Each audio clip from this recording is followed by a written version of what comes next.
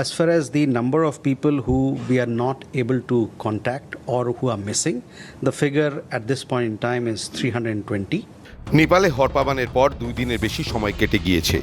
নেপাল ও চীন সীমান্তে মৃতের সংখ্যা লাফিয়ে বেড়েছে 552। এছাড়াও চীন সীমান্তবর্তী এলাকায় আরও 5 জনের মৃত্যুর কথা নিশ্চিত করেছে বেইজিং। এখনও উদ্ধার কার্য মাঝপথে এগিয়ে নাকি তা নিয়ে সন্দেহ। এসবের মাঝেই ভারতের বিদেশ মন্ত্রকের দেওয়া তথ্য নতুন করে উদ্বেগ বাড়িয়ে দিল। এখনও প্রায় 320 জন ভারতীয়ের সঙ্গে যোগাযোগ করা যাচ্ছে না।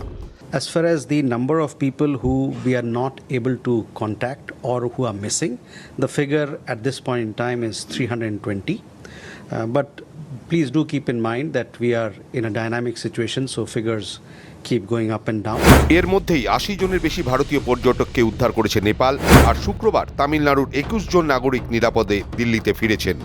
First, good news, 21 Indian nationals who had yesterday arrived in Kathmandu from the area that was affected by this flood. They have today landed in Delhi. They have just landed. These 21 Indian nationals, they are from Tamil Nadu and they arrived by Indigo flight which just landed in Delhi.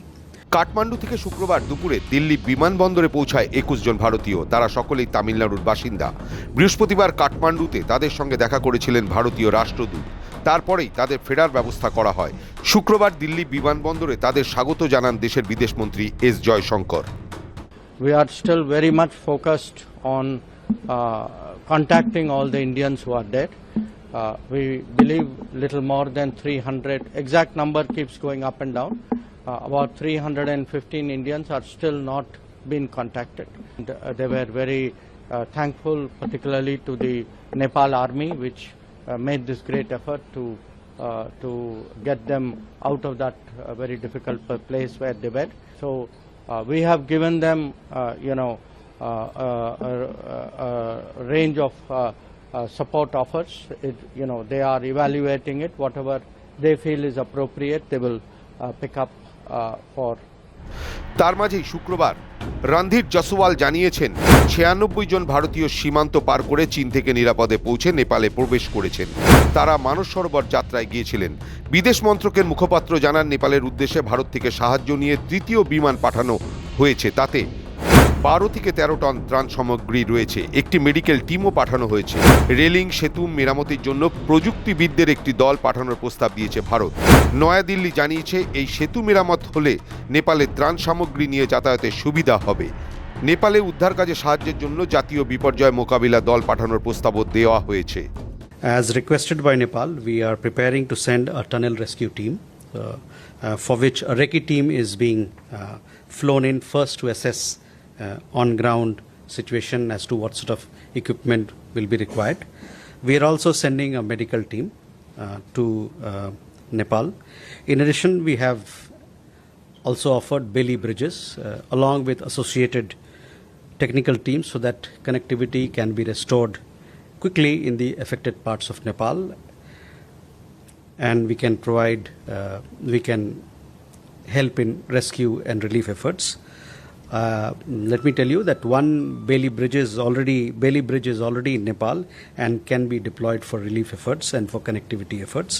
In addition to this, we have also made specific offer to Nepal authorities to dispatch NDRF teams along with their associated equipment that can help in ongoing search and rescue operations and bring relief assistance to people impacted by the tragedy. We await a response from the government of Nepal on this front.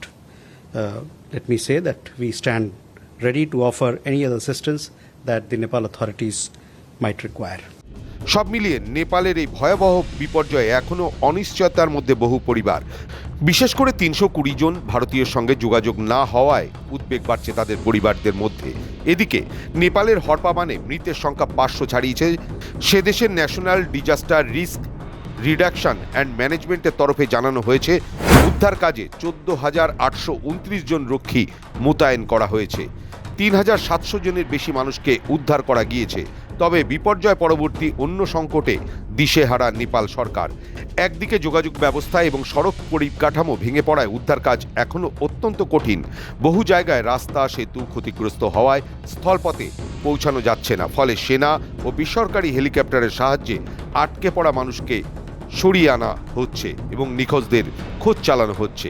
এদিকে এত দেহ উদ্ধার হচ্ছে যে তা রাখার জায়গা পাওয়া যাচ্ছে না।